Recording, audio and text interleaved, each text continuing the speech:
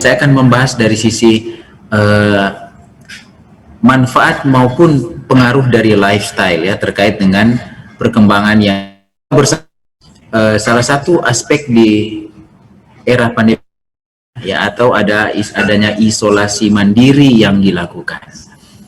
Bahkan saat ini kita tahu bersama bahwa pasien-pasien konfirmasi positif COVID-19 tetapi tidak memiliki gejala tidak diharuskan dirawat di rumah sakit, tapi bisa di rumah saja ya, dengan isolasi mandiri. Nah, ketika seseorang itu berada di rumah dan menjalani isolasi mandiri, maka akan sangat berpengaruh terhadap pola hidup yang kita bisa bilang baru ya. Dan pola hidup itu mencakup banyak hal terkait juga dengan makanan. Rumah Sakit Advent Bandung memperkenalkan unit lifestyle medicine yang menawarkan kepada masyarakat pola hidup yang terarah, yang diatur, yang kita sebut sebagai pola hidup sehat. Ya, mudah sekali diingat sebenarnya, hidup sehat. Hidup sehat ini adalah akronim dari hati yang gembira, huruf H-nya, huruf I-nya adalah istirahat yang cukup, D-nya adalah diet yang seimbang, U adalah udara yang bersih, P adalah pengendalian diri, kemudian S adalah sinar matahari yang cukup, kemudian E adalah energik berolahraga, H adalah hubungan sosial yang baik, A air jernih yang cukup, dan kemudian dan khusus untuk penderita diabetes mellitus sudah dipaketkan sebegitu rupa sehingga muncullah program terapi mandiri diabetes mellitus di Rumah Sakit Advent Bandung seperti yang sudah disampaikan oleh Saudara Willy tadi. Kemudian itu yang kita tawarkan kepada masyarakat untuk bisa terlibat di dalam program ini karena manfaatnya sangat besar.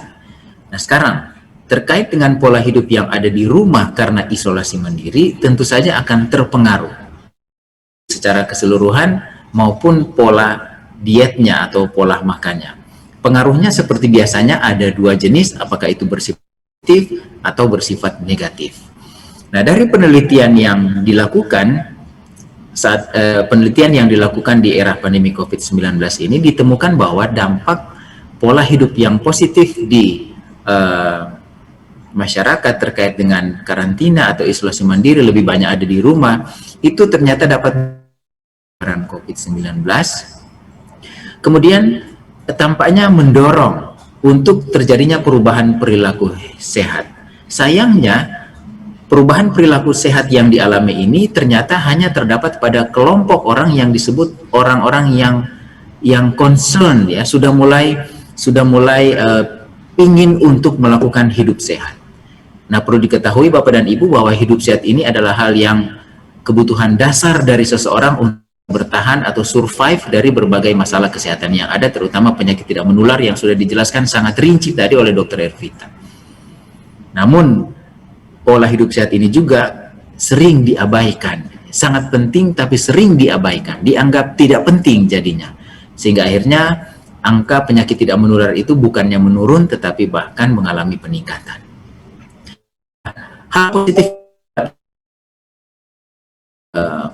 masalah pandemi COVID dan karantina ini adalah dari satu penelitian menyebutkan bahwa terjadi peningkatan asupan air jernih ya, air yang memang dianjurkan untuk dikonsumsi sebanyak 24%. Hal itu satu hal yang luar biasa.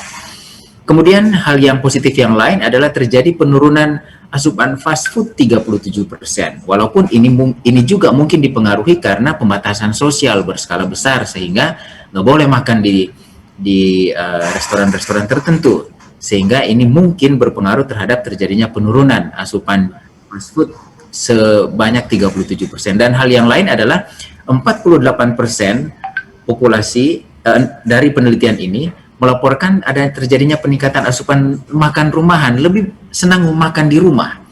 Salah satu contoh yang paling baik soal manfaat dari makan di rumah ini adalah terkait dengan asupan garam ya. Biasanya orang kalau darah tinggi itu dianjurkan untuk membatasi garam. Tetapi penelitian menunjukkan bahwa kalau orang itu makan di rumah, lebih sering makan di rumah, walaupun makanan itu dicampurkan dengan bumbu garam, itu hanya menyumbang kurang lebih 2-3% saja dari terjadinya angka peningkatan tekanan darah.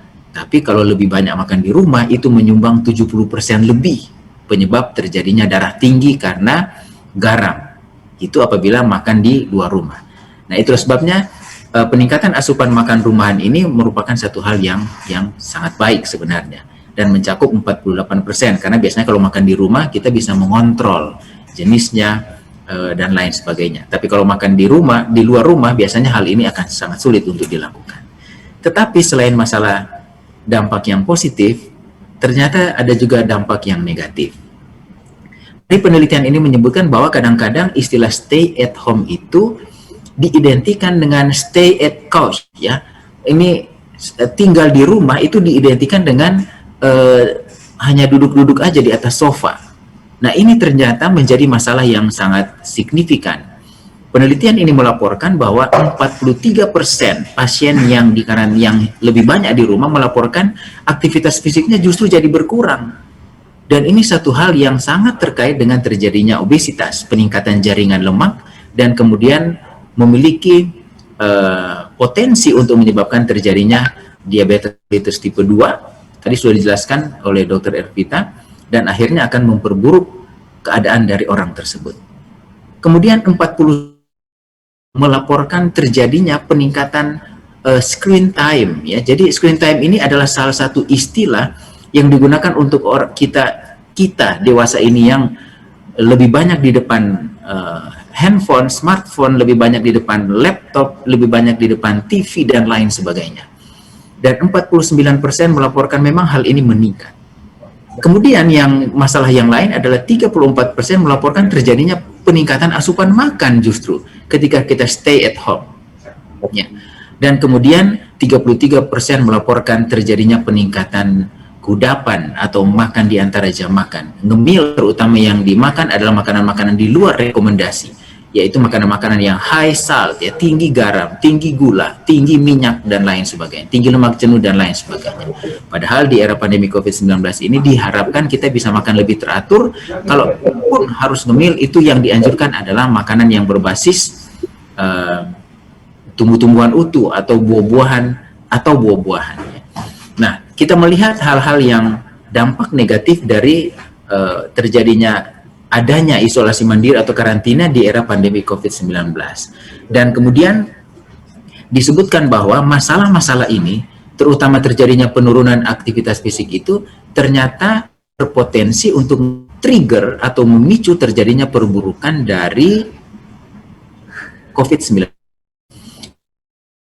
Berpikir kita berusaha untuk tidak kena COVID-19. Tetapi sebenarnya pencegahan primer seperti ini tidak selalu. Kadang kita harus melakukan pencegahan sekunder, artinya kita diizinkan oleh Allah, oleh Tuhan untuk mengalami COVID-19, maka kita bisa memastikan bahwa kita akan sembuh. Itu namanya pencegahan sekunder, ya, mencegah terhadap terjadinya perburukan atau bahkan kematian. Tetapi kalau kita tidak memperhatikan masa lemak yang terjadi karena justru dengan isolasi mandiri kita makan lebih banyak, ngemil lebih banyak duduk, lebih banyak di depan gadget dan lain sebagainya, tidak mau olahraga dan lain sebagainya, maka yang terjadi adalah justru sistem kekebalan tubuh kita itu akan menjadi sangat rendah, ya, dan kemudian menimbulkan perburukan ketika kita kena COVID-19 atau justru menyebabkan kita kena COVID-19 dalam keadaan sehat dan kena, atau ketika kita kena COVID-19 mengalami perburukan. Itu dapat disebabkan karena masalah-masalah dampak negatif yang kita sudah lihat dari penelitian tadi. Kemudian yang salah satu hal yang mempengaruhi adalah dengan berkurangnya physical activity di era COVID-19 ini, maka memang akan meningkatkan berat badan. Biasanya saya selalu menyampaikan kepada pasien bahwa kalaupun kita sulit sekali untuk menurunkan berat badan di era pandemi COVID-19 ini, pastikan bahwa berat badan kita nggak naik. Karena terjadinya peningkatan berat badan, terutama disebabkan karena terjadinya penimbunan jaringan lemak, maka itu akan menyebabkan terjadinya perburukan proses peradangan di dalam tubuh kita, dan kemudian bahkan bisa mempengaruhi kontrol gula darah di dalam tubuh kita, seperti yang sudah dijelaskan oleh Dr. Ervita sebelumnya. Dan hal ini akan memicu terjadinya diabetes. Ada pengalaman kami di bangsal COVID, ada pasien-pasien yang mengeluh bahwa COVID-19 menyebabkan diabetes. Ya. Sebenarnya sampai saat ini belum ditemukan sangat jelas apakah COVID-19 menyebabkan diabetes. Tetapi penyebab tidak langsungnya jelas, yaitu karena COVID-19 orang lebih banyak tidur, lebih banyak tidak bergerak, lebih banyak makan, dan lain sebagainya, maka itu menyebabkan penimbunan jaringan lemak, mempengaruhi kontrol glikemik, dan kemudian akhirnya bisa memicu terjadinya diabetes melitus pada seseorang. Nah, hal ini sangat terlihat bahkan pada perawatan di rumah sakit.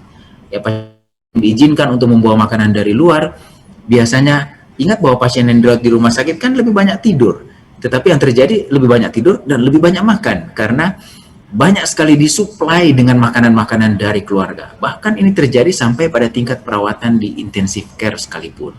Nah, inilah tugas kami untuk mengedukasi kepada masyarakat bahwa di era COVID-19 ini tidak dianjurkan untuk makan banyak, tetapi makan secukupnya. Yang diatur adalah rasio-rasio antara makronutrisi, karbohidrat, protein, lemak, dan kemudian mikronutrisi, vitamin, mineral. Itu rasio yang diubah-ubah. Tetapi untuk kecukupan tidak dianjurkan makan lebih banyak, tetapi makan cukup sesuai dengan kebutuhan, tingkat aktivitas fisik, dan kemudian tentu saja mempertimbangkan penyakit dari seseorang. Sudah ditemukan bahwa kalau seseorang itu mengalami masalah metabolic disorder atau terkait dengan penimbunan jaringan lemak, kemudian terkait dengan potensinya untuk mengontrol gula darah yang kurang baik, maka akan memperberat penyakitnya. Ya, itu sudah dijelaskan dengan sangat jelas oleh dokter bahasan yang ada kita COVID-19 salah satu fokus diabetes bisa beri istilah, maka dia menyebabkan diabetes ini dia menjadi pembunuh, dia menjadi perampok, dan menjadi penyiksa.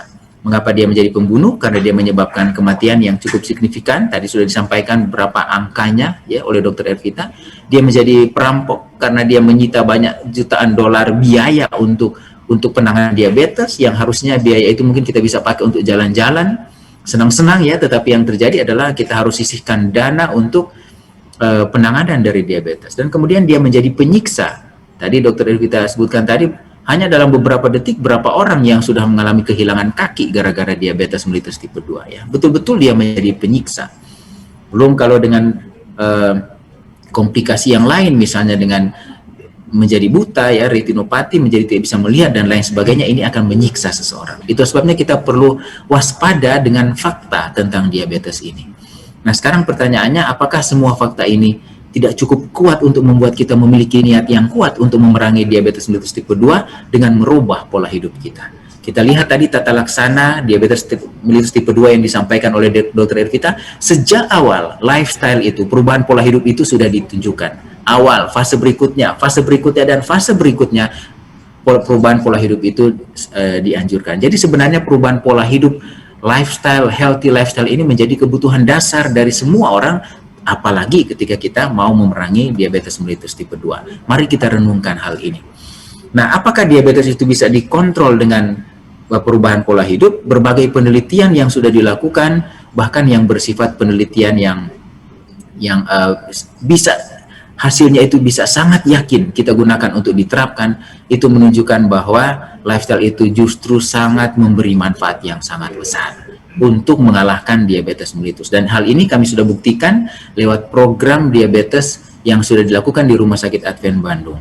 Batch yang pertama selama 3 bulan tahun yang lalu, hasilnya itu sangat luar biasa.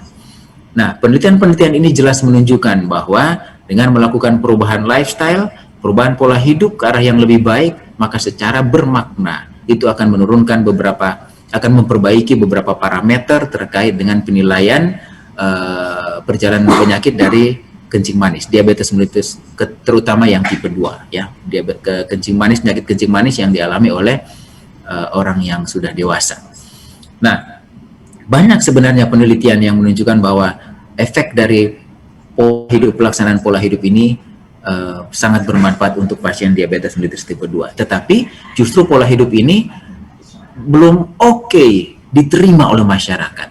masyarakat masih bingung dengan harus makan seperti apa sih, anjurannya seperti ini, seperti ini, seperti ini, apalagi dengan perkembangan media sosial, banyak sekali info-info yang ada di gadget kita yang membuat kadang-kadang kita bingung harus seperti apa. Itulah sebabnya kenapa Rumah Sakit Advent Bandung membuat satu paket program yang kemudian diawasi oleh tim dari berbagai bidang ilmu untuk kemudian mereka memberikan pendampingan kepada pasien diabetes supaya pelaksanaan pola hidup ini betul-betul tepat sesuai dengan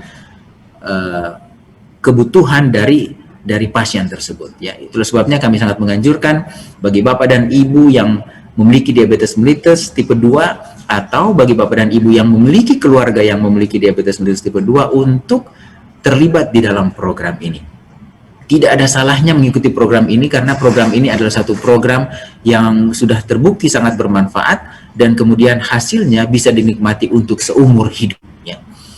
Jadi dari penelitian-penelitian ini disimpulkan bahwa pasien-pasien dengan diabetes mellitus tipe 2 apabila mereka melakukan pola hidup dengan perubahan pola hidup dengan sungguh-sungguh, maka yang terjadi adalah mereka akan mengalami perbaikan yang signifikan. Ya. Dr. Ervita mengatakan tadi bahwa pasien diabetes mellitus dianggap tidak pernah sembuh. Tetapi apabila pola hidup itu dijalankan seumur hidup, maka seorang pasien diabetes mellitus bisa hidup dengan gula darah yang terkontrol seumur hidup. Bahkan mungkin saja lebih panjang umurnya dibandingkan dengan orang-orang lain yang tidak menerapkan pola hidup sehat walaupun tidak ada diabetes mellitus tipe 2. Jadi, Bapak dan Ibu, tidak ada orang di dunia ini yang mau dibunuh. Benar kan? Nggak ada yang mau dirampok. Kalau ditanya, apakah Anda mau dibunuh, dirampok, disiksa? Walaupun pertanyaan ini konyol, ya tetapi kalau ini kita cermati dengan sungguh-sungguh, nggak ada yang mau mengalami hal ini, apalagi karena diabetes mellitus tipe 2. Tetapi yang terjadi adalah, banyak orang yang dibunuh, dirampok, disiksa, bahkan dalam hitungan detik, seperti yang disampaikan di materi Dr. Ervita tadi. Apakah ini kita sadar atau tidak? Itulah sebabnya kenapa healthy lifestyle, pola hidup sehat ini menjadi pahlawan untuk mengalahkan DM tipe 2. Dan kalau kita melakukan ini, maka selama-lamanya, seberapa lama Allah izinkan kita hidup di atas dunia ini, kita bisa hidup dengan gula darah yang terkontrol, tanpa ada gejala, bahkan mungkin tanpa ada komplikasi dari diabetes mellitus tipe 2. Ya. Saya sudah, materi saya sudah tinggal 2 slide saja. Tapi saya mau sampaikan kepada Bapak dan Ibu semua, mari kita cermati apa yang dikatakan oleh Dr. Bruce Haidt ini. Ini luar biasa. Saya dapat pernyataan dari Dr. Bruce ini dan kemudian saya berpikir bahwa ini hal yang menjadi masalah kita tanpa kita sadari. Saya baca pelan-pelan dan mari kita cermati baik-baik. Orang pada umumnya rela memberikan apa saja untuk memperoleh kembali kesehatan mereka. Artinya kalau orang sudah sakit, mereka akan rela memberikan apa saja untuk kembali membeli kesehatan mereka. Mereka akan menyerahkan mobil mereka kalau harus jual mobil. Kalau harus jual kapal, mereka akan jual kapal. Kalau harus jual pesawat, mereka akan jual pesawat. Kalau harus jual rumah atau apa saja, mereka akan lakukan untuk membeli kembali kesehatan mereka. Yang anehnya adalah, satu yang mereka nggak mau kasih, yaitu merubah kebiasaan gaya hidup mereka yang buruk, yang justru menjadi penyebab utamanya. Mari kita cermati, mari kita renungkan baik-baik apa yang disampaikan oleh Dr. Bruce Haidt ini, dan kemudian kita tanyakan kepada diri kita sendiri, apakah kita termasuk golongan orang yang seperti ini. Slide yang terakhir, pola hidup sehat. Ini sebenarnya bukan menghilangkan kesenangan hidup. Kadang-kadang Bapak dan Ibu, kadang-kadang ada pasien yang enggan untuk mau melakukan pola hidup sehat terkait dengan mengatasi diabetes mellitus tipe 2 karena berpikir, nanti makanan saya jadi seperti ini, nanti saya jadi seperti ini, saya jadi seperti ini. Bukan, kesenangan hidup Bapak dan Ibu tidak akan dihilangkan. Coba tanyakan kepada peserta batch 1 dan sekarang sementara batch 2 yang berjalan, kelompok yang kedua. Mereka tidak merasa dihilangkan kesenangan hidupnya, ya, tetapi mereka hanya diubah mindsetnya untuk melihat dengan jelas apa sih sebenarnya pola hidup seseorang yang harus dijalankan sebagai kebutuhan dasar. Dan ingat bahwa dengan menjalankan pola hidup sehat yang benar, justru akan memberi waktu yang lebih panjang bagi kita untuk menikmati kesenangan hidup tanpa ada penyakit dan penderitaan. Jangan seperti sekarang, kita umur panjang mungkin, tapi tidak bisa menikmati hasil kerja kita, tidak bisa menikmati uang kita karena berada dalam keadaan sakit, harus cuci darah misalnya ya, harus kontrol teratur, harus ke rumah sakit setiap bulan dan lain sebagainya. Itu sebabnya mari kita perhatikan maksud dan tujuan dari Rumah Sakit Advent Bandung memperkenalkan pola hidup sehat ini. Tujuannya cuma satu, adalah membuat masyarakat Indonesia khususnya dan masyarakat di seluruh dunia apabila memungkinkan untuk hidup sehat tanpa ada penyakit, tidak menular, hidup bahagia seumur hidup seberapa lama Tuhan izinkan kita hidup di atas dunia ini. Terima kasih, semoga Tuhan akan memberkati kita semua.